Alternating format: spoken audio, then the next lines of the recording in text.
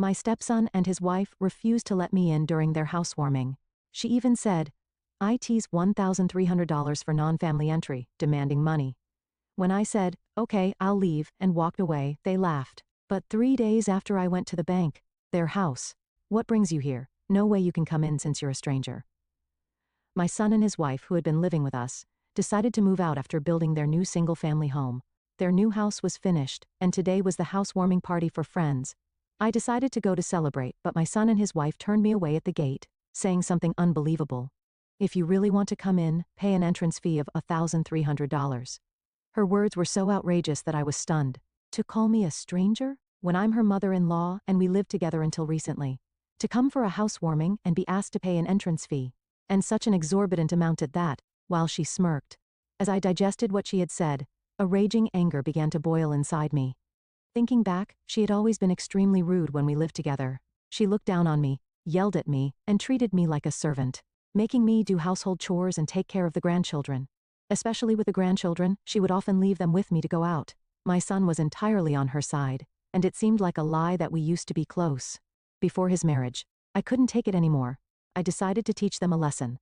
With a blank expression, I looked at them and said, "Okay, then I'm going home." My son and his wife, able to drive me away, were laughing with a sense of victory. Turning my back on their new home, I headed straight to a certain place. 3 days later, "Hey, what is going on?" The reason my son and his wife rushed into our house pale-faced is my name is Grace. Since my only son Jack got a job and moved out, I've been living with my husband in a spacious house. Although I say he's my son, there is no blood relation between us. He was born to my husband and his former wife. But regardless of blood relation, I have loved him as my own child. And he has cherished me like his real mother. Since my son became independent, I've felt a bit lonely. But I've also enjoyed the freedom from parenting, and have been dedicating myself to my job every day. My husband and I both work at a company run by his brother. It's a small family-owned business, and both of us hold positions there. Thanks to both of us working and holding positions, I think we live a relatively affluent life. We were living an ordinary happy life. But I never expected we would face such a situation. Life is unpredictable. 3 years after starting his job, my son married a woman who also works at the same company. She was a beautiful woman with a great figure, and anyone would say she is beautiful. When I saw them smiling at each other during the family meeting and the wedding, I felt very reassured. A while after their marriage, I received the news that my daughter-in-law was pregnant. "Oh, congratulations. When is the baby due?" "Thanks. The due date is still quite far off. Is everything okay? You sound really down."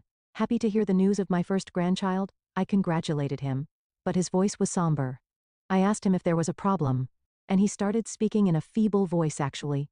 According to my son, his wife takes great pride in her appearance. Since becoming pregnant, she couldn't stand the side of her belly growing, and her figure becoming fuller, and she was becoming increasingly hysterical.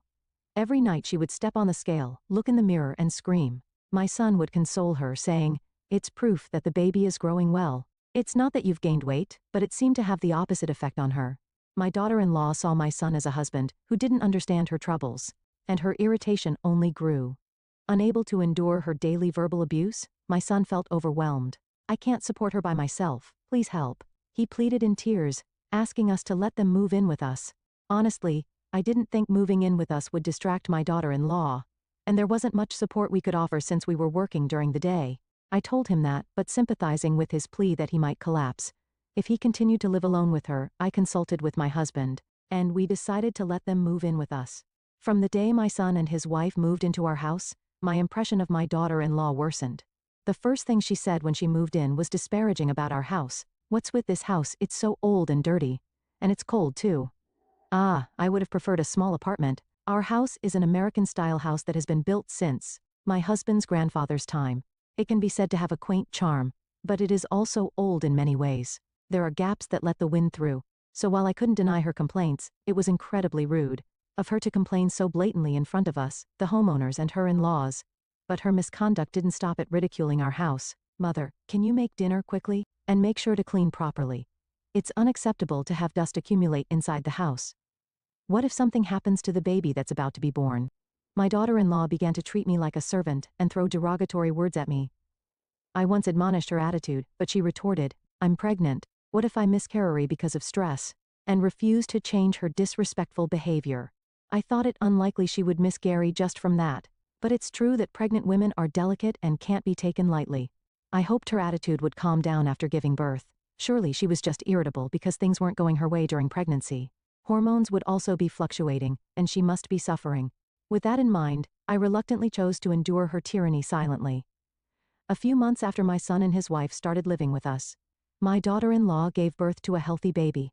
My husband and I were overjoyed at the birth of our long-awaited first grandchild. Exhausted from childbirth, my usually noisy daughter-in-law was quiet for a while postpartum, and we were able to enjoy a brief period of peace. However, about a month after the birth of the grandchild, our household became even more miserable than before. Soon after the birth of the grandchild, my husband was killed in a traffic accident. Stunned by the sudden loss of my husband, I managed to hold his funeral and returned home. In the living room, my daughter-in-law, who had not attended the funeral citing postpartum exhaustion, was sitting heavily on the sofa where my husband used to sit. Noticing my return, she hurled insults at me. Now that he's not around, even if he was hardly ever home because of work, the house feels a lot more spacious. It's kind of a breath of fresh air. I couldn't believe the words she said with a snort and doubted my ears. But she continued to denigrate my late husband, clearly disrespecting him in her heart. While my husband was a workaholic, I respected and loved him for his dedication to his work. Having my husband ridiculed by my daughter-in-law, who complained daily and acted haughtily without even knowing him well, was infuriating. Just as I was about to argue back, my son began to say something unbelievable. That's really true.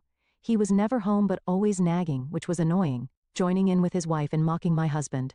I had hoped he would reprimand her, but instead, he made the exact opposite remark. Stunned and at a loss for words, they said what they wanted and retreated to their bedroom.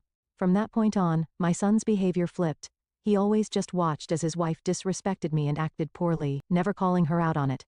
But after my husband's death, he began to agree completely with his wife and started to berate and command me. My son, who had never been rebellious since childhood and had a good relationship with me, his stepmother, suddenly started to act terribly. Could it be the influence of his wife?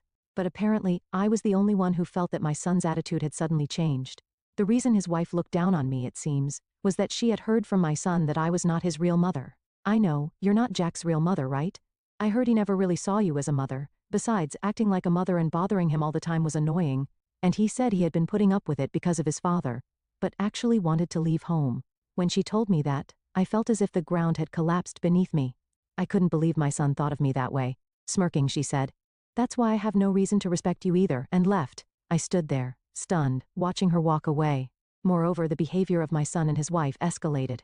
Not only hurling insults at me but also dumping their child on me and going out to play. They completely ignored my circumstances and went out day and night, saying they were going out with friends, doing whatever they liked, shopping and drinking. Sometimes, they would even go on a 2-day trip just by themselves on weekends. What were they thinking, leaving their breastfeeding grandchild and going out to play? Every time they dumped the grandchild on me, I protested.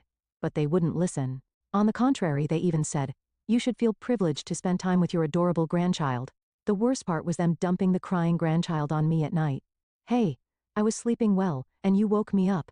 Make him stop crying quickly. Having my sleep disturbed every night like this is unbearable. Make sure he's taken care of so he doesn't cry at night. It's natural for a baby to cry at night.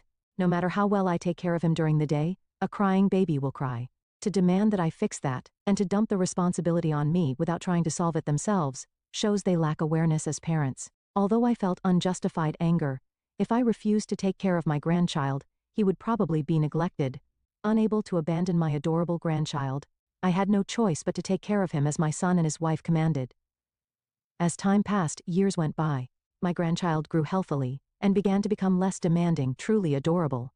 My son and his wife still dumped the grandchild on me and continued their lifestyle of going out. One day, when such days had become the norm, my daughter-in-law suddenly started being unreasonable. "I've had enough. This old shabby house is driving me crazy." Since the beginning of our cohabitation, she had complained about our house. Perhaps she couldn't take it anymore, or maybe because it wasn't much of a burden to leave the grandchild with me anymore. She suddenly started whining about wanting to move to a beautiful new house. Astonishingly, my son joined in, saying, "Actually, I've been putting up with this old-fashioned house for a long time," and they both expressed a desire to move. Although they complained, I thought they wouldn't actually move. While blocking out their constant whining, I lived on. However, a few months later, my son and his wife really did buy prime real estate in the city center and built a new house. "Now we can finally say goodbye to this rickety old house," they jubilantly said. Though I had my thoughts, I breathed a sigh of relief thinking I was finally free from them. On the day their new house was completed, I visited my son and his wife to see the new house as a celebration. When I arrived, there were many people there, including my daughter-in-law's friends, and her parents. Surrounded by many people, my son and his wife were proudly showing off their new house. They seemed busy, so after a quick tour of the house I decided to leave. When I approached them, they visibly showed displeasure and rejected me. "What brings you here? No way you can come in since you're a stranger." Stunned by their declaration of no entry, I was speechless. Then, as if she had thought of something great, she smirked. "If you really want to come in, then pay an entrance fee of $1,300. Her outrageous demand left me stunned. To call me a stranger when I was their mother-in-law, and we had lived together until recently. To come for a housewarming and be asked to pay an entrance fee, and to be confronted with such an exorbitant amount, while she smirked. As I digested what she had said, a boiling anger began to rise within me. Thinking back, she had always been incredibly rude even when we lived together. She looked down on me, hurled insults, and treated me like a servant, making me do household chores and take care of the grandchildren. Especially with the grandchildren, she often left them with me to go out. My son was completely on her side, and it seemed like a lie that we used to be a close-knit family before his marriage. It might be unavoidable that he doesn't think of me as his mother, but I thought I had raised him with love as his real son. Yet the moment my husband died, he stopped pretending and began to treat me superficially. Does he not feel any gratitude for how he was raised? I felt as if my kindness had been repaid with betrayal, and anger reddened my mind. I couldn't take it anymore. I was determined to get revenge. With a blank expression, I looked at them and said, "All right then, I'm going home." "Oh, you came all the way here and you're not coming in? Well, that's fine, don't come back ever again." They laughed loudly as they drove me out, turning my back on their new home. I went home, and then straight to the bank. 3 days later, "Hey, what is going on?" My son and his wife with pale faces rushed to our house. They stormed in as if they were about to kick down the front door, but I dealt with them outside the entrance without letting them into the house. "Please stop shouting like that. You're bothering the folks next door. Shut up." The real issue here is, why is our bank account is empty? I admonished them without trying to hide my annoyance. But my daughter-in-law snapped back as if my attitude didn't matter. The bank account was empty. Knowing exactly what was going on, I suppressed the urge to laugh and casually said, "Oh, the bank account? I transferred all the money to another bank account. From now on, you'll have to pay for your living expenses, mortgage, and even clothes and drinks by yourselves." "What?" Hearing my response, my son and his wife were speechless. In fact, since they started living with us, they had been using my bank account for all their expenses, not only the living expenses and child-rearing costs, but also the money they lavishly spent on clothes and luxury brands, and even the down payment and land purchase for the newly built house had all been paid from my account. Looking back, I wish I hadn't spoiled them so much, but ever since I remarried my husband, I had always felt sympathetic towards my son. He lost his biological mother when he was young, and just after his own child was born, he lost his father. Although there was no blood connection, I wanted to support him as a mother. Indeed, I thought I had to. So, despite being insulted and treated terribly, I endured it and did what I could for him, thinking that was my way of expressing love. However, with this new house incident, I finally ran out of patience. If my son had become such a foolish person, then I was done. Perhaps my husband had anticipated such a day would come sooner or later. Before he passed, he said, "If something happens to me, cut ties with the son and his wife." When I first heard those words, having no bad feelings towards my son and his wife, I was surprised and asked why he would say that. Then my husband explained that he felt my son was foolish in every respect, and that the wife he chose was also a troublesome person. He spoke with specific episodes, but at the time I couldn't believe they would act that way and doubted my husband's intuition. However, the strong tone he used, unusually firm for him, was memorable. And ever since he died, those words had lingered in the back of my mind. Every time my son and his wife treated me horribly, I would pray and consult with my husband's portrait, and this time too, after declaring, "I think it's time to let go of my son," I headed to the bank. Perhaps being cut off from the bank account they had freely used until now was too much for them, as my son and his wife stood there, ashen-faced. "Is that all you wanted to talk about? If so, please leave now." "Wait, please." As I tried to enter the house, my son tried to stop me by grabbing the door. I knocked his hand away and faced them. "Sorry, but this house is off limits to strangers. I might consider it if you pay an entrance fee of $1,300. "What?" Using the same words his wife had said to me against them. They were stunned.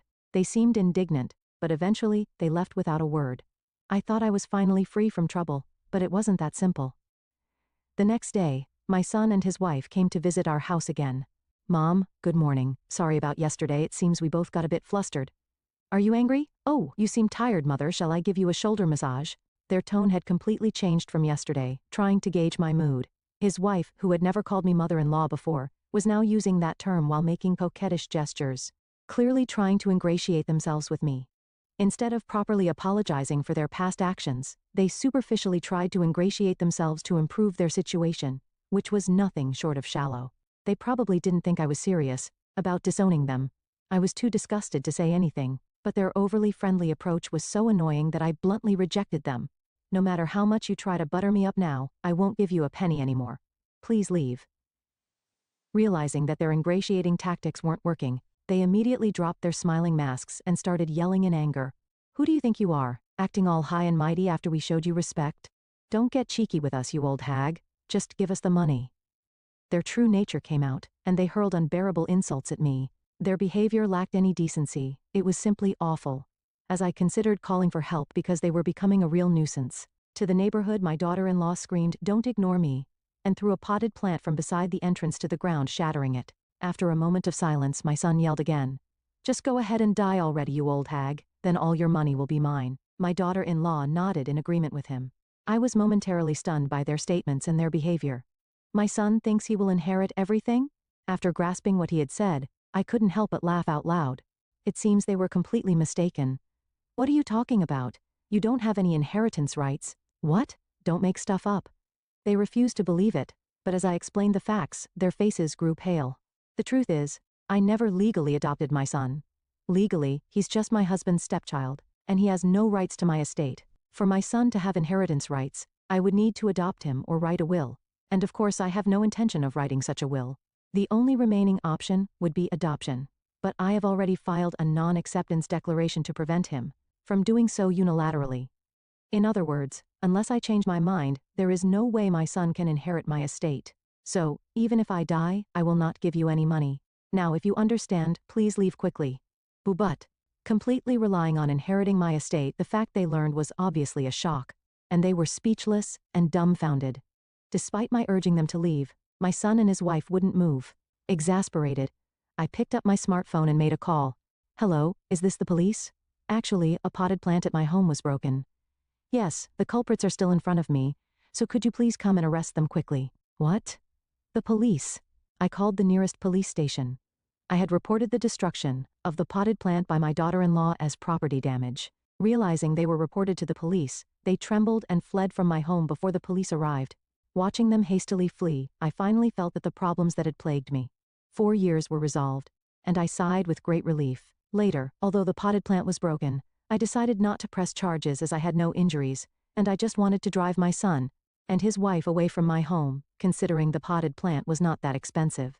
I decided it was better to let things go without making a big fuss or risking retaliation. Sometime later, I heard through the grapevine that my son and his wife continued their extravagant lifestyle, which nearly ruined them. Thinking there was still money in my son's account, my daughter-in-law didn't stop her spending and used her credit cards. She miscalculated badly. There wasn't much savings in my son's account. As a result, my son couldn't keep up with the mortgage for their new home and his wife's spending, and he started to accumulate debts. The debts became so overwhelming that, in desperation, my son even embezzled money from his company. He was quickly caught and dismissed from his job. Drowning in debt and now unemployed, my daughter-in-law demanded a divorce, implying she had no use for him anymore.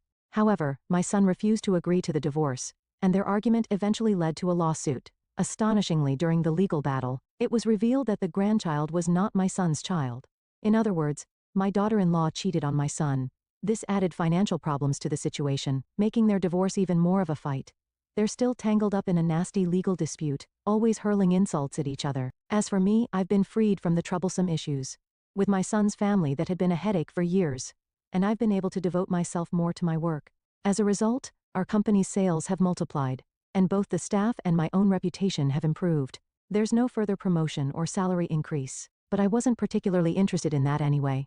Instead, I want to work harder for the employees who look up to me. Now alone in the spacious house that my late husband and I shared, I continue to live here. Every day, I talk to my husband at the portrait and spend my days peacefully.